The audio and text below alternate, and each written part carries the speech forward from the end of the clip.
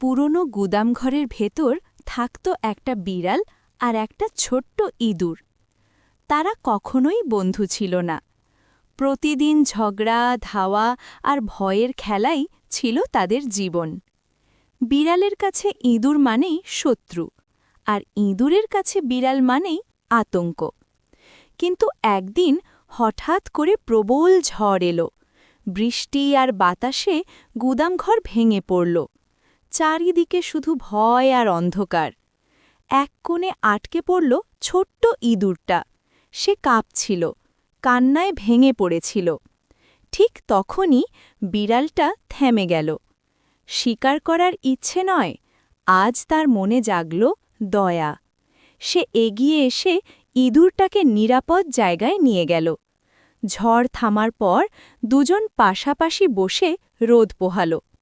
সেদিন তারা বুঝল, শত্রুতা নয়, বোঝাপড়াই আসল শক্তি।